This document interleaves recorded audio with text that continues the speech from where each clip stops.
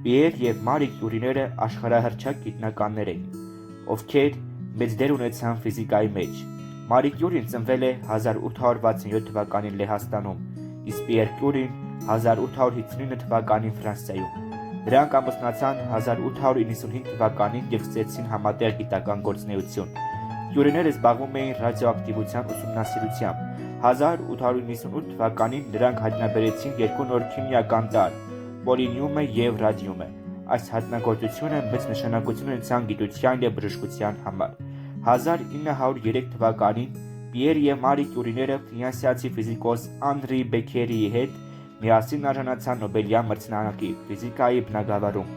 1911 թվականին Մարի Կյուրին ստացավ նաև Նոբելյան մրցանակ քիմիայի բնագավառում։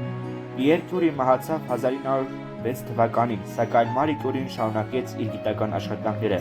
Նրանց կատարած հետազոտությունները կարևոր դեր ունեցան միջուկային ֆիզիկայի և ժամանակակից բժշկության զարգացման գործում։ Կյուրիների անունը մինչ օրս համարվում է գիտության անմնացող նվիրվածության և մեծ նվաճումների խորհրդանիշ։